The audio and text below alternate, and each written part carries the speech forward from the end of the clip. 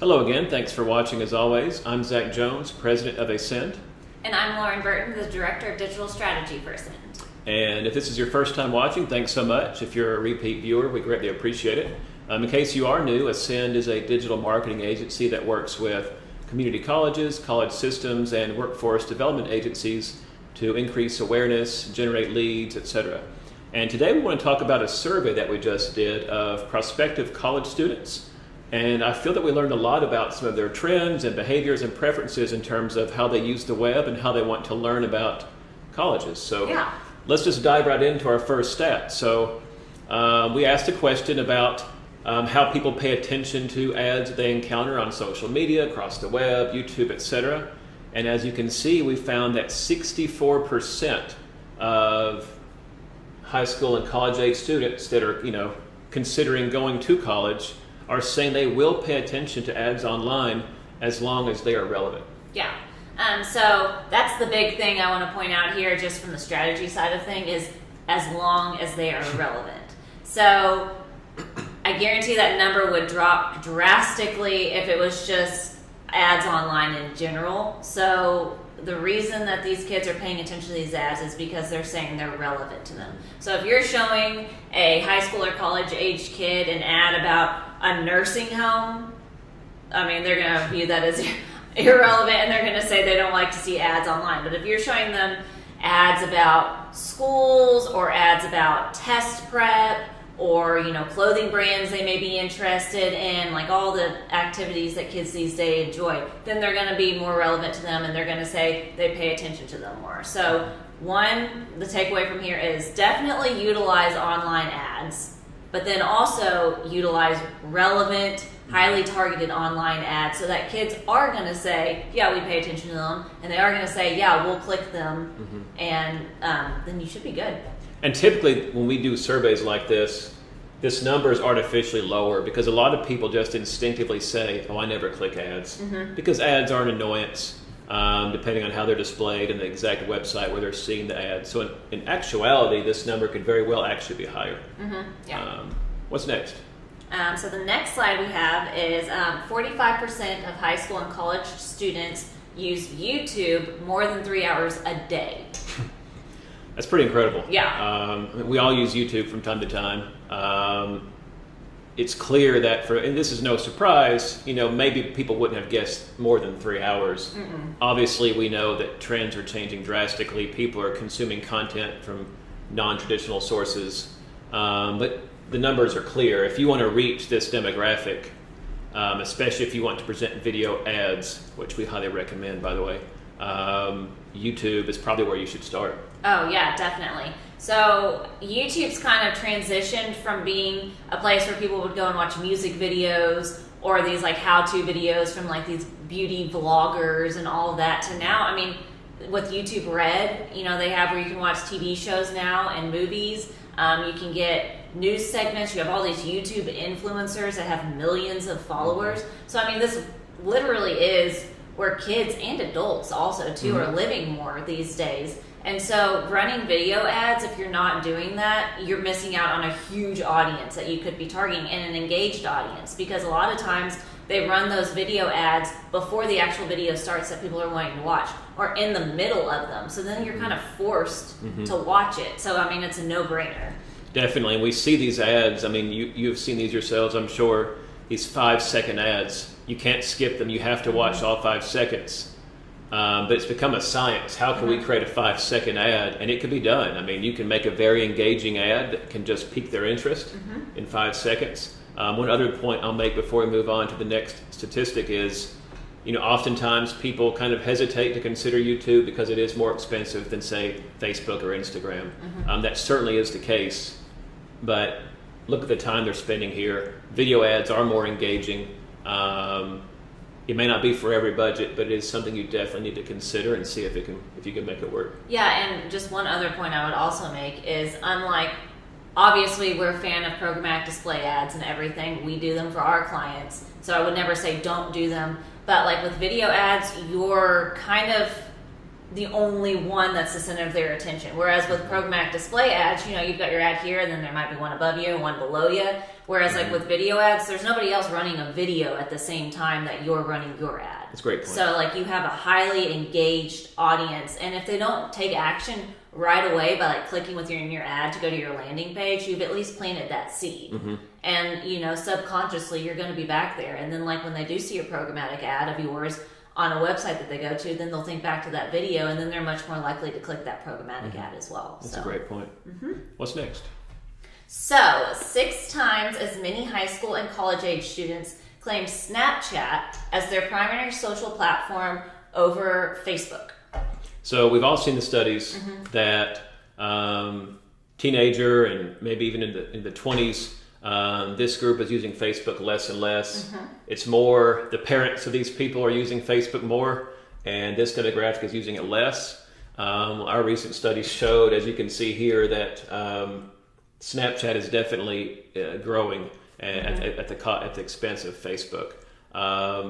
Snapchat still maybe not be as popular as people think. Instagram is still used widely, but Facebook is definitely declining. Yeah, definitely. And this kind of makes me feel old, because I remember I was in high school when Facebook first came out, and so it was the thing to do. And like I've had a Facebook since I was probably 16 years old or something, and so it's become more of an older audience group, whereas now Snapchat, and if you've ever ran Snapchat ads before like we have, you'll notice that after 35 years old, it's just as 35 plus when you're putting together your audience targeting. So like even Snapchat says like, hey, people who are older than 35, there aren't a lot of them on our platform. So that just goes to tell you that it's just a much younger audience. And people like the Kardashians and stuff have made it a huge platform that people like hop on. And so I think that audience is only going to grow with Snapchat. Sure. By no means are we saying abandon Facebook. No. But you definitely need to.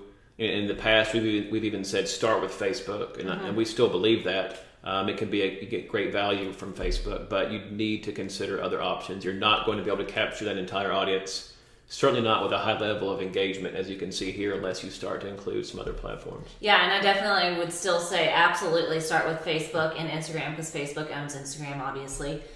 Because Snapchat, just like the video ads with YouTube and other video platforms, Snapchat is more expensive. So you're definitely going to have a larger budget for that. If you're just starting out into digital marketing, I would definitely start with Facebook.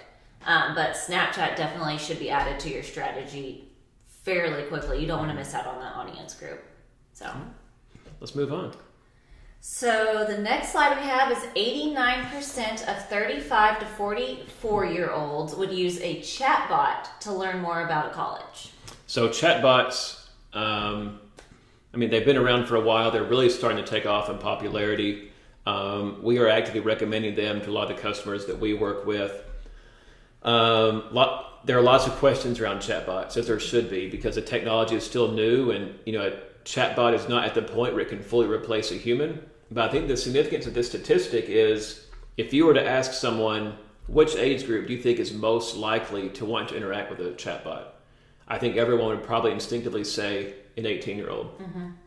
Our survey showed that while that age group will definitely consider using or interacting with a chatbot, the age group that is most likely and most willing to work with a chatbot to learn more about a college is this 35 to 44 group, which really surprised me. Yeah, that one surprised me too, because you would normally think that they would kind of be like a little standoffish of that, or view it as spammy, or they want to talk to a real person, or the group that would be most likely to call in. But honestly, I feel like this 35 to 44-year-olds, I know we're talking about college-age students and high school students, but there is a large group from the surveys that we've done and the campaigns we've ran. There's a large group of 35-plus-year-olds who are also looking to get more education to advance their career. And so, they might be someone who's at work and they can't hop on the phone, but they want answers, so they'll utilize that chatbot. Or it could be a parent who is too busy to drop everything, and so they'll utilize that chatbot. So that's something to definitely keep in mind, is that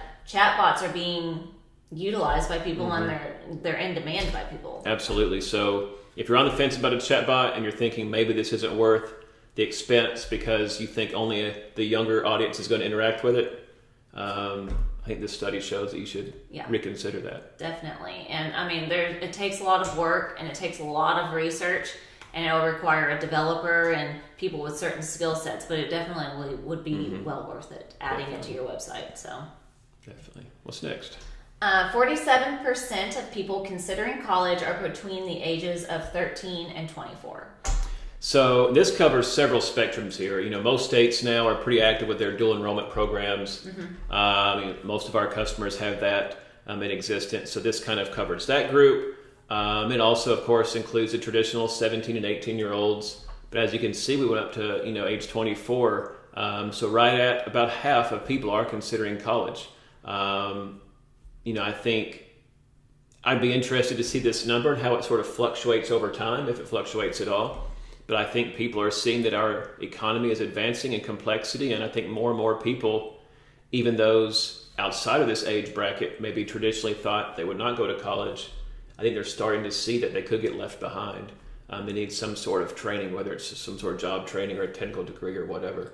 Yeah, definitely. So the 47% in this age range isn't as surprising as the fact that there's 53% that are older than 24 who are then also considering college, which goes to show you there are people who are looking for more skill sets to add to their resume to be qualified for another job, or maybe they have a job where it's not a good paying job that they might have taken right out of high school and might not have had the money to really pay for college, so they had to take a job right out of high school, but now they're going back and realizing, well, if I get qualified for this or certified for this, I can increase my pay at my current place of employment, or there's a place in my city that's hiring that I just need this skill set for. So that's something too, especially for workforce development programs to really pay attention to, is that 53% of people are considering college that are over the age of 24, which most likely means they're looking to add a skill set to their resume.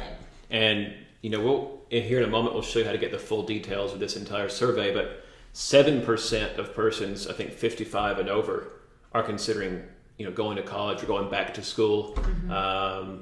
Obviously with our community college customers, adult education is always a priority, but I think that's a pretty impressive study. Yeah, definitely.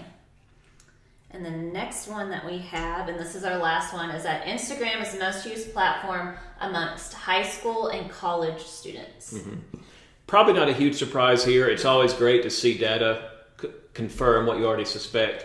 Instagram is incredibly popular among this age group, and as we've said before, as Lauren even mentioned a few moments ago, it's a great place to start. Facebook and Instagram, since they're the same entity. If you are looking or maybe just starting or sort of dipping your toe into the waters of digital marketing for your college, Instagram is probably where you should start. Facebook and Instagram. Yeah, and you can also choose to only show ads on Instagram. You don't have to show them on Facebook. Which, if most of your audience is on Instagram, I definitely would recommend doing. And Instagram, just like with YouTube, when it comes to advertising on Instagram, your ad is the only one they're seeing when they see it. They'll be scrolling, and it's kind of tricky too. You'll be scrolling through your feed on your Instagram, and you'll see something and you're like, wait, I follow that person, and you don't follow them. It's an ad. And so it kind of grabs your attention a little bit more. You're not competing as much. Right. And there's you can comment, you can tag people, you can you can share it with people. So there's all this extra benefit too, to where it's kind of additional free advertising almost with Instagram, all the possibilities. And also too, you can advertise on Instagram stories now, which is a great thing as well. And I think Instagram, just in my own personal use, they do a great job of disguising ads. Everyone, if they know something is an ad, their initial reaction is going to be to skip it. I think Instagram does a great job of presenting them in a way that doesn't annoy the user. Yeah. And I find myself looking at ads quite often. So we've touched on a number of sort of our favorite takeaways from this study, but there were a number of other questions we asked, a number of other very informative and interesting data points. So if you would like to get all of this information, then there is a link below in the comments. It'll take you to an easy page. You can just in a few seconds download all this data in its entirety. And I think you'll find a lot of information that you can put to work right away. And you can also sign up to receive all these survey results in the future automatically by email. So we'll be doing these surveys every month. So if you want to get these, we're asking different questions every month. I want to be sure and clarify that. So we're always trying to stay on top of trends and help you, do your job as a college marketer better. So be sure and click that link to get this survey in its entirety and sign up to get all future ones emailed to you directly. But thanks so much for watching, and we'll talk to you next time.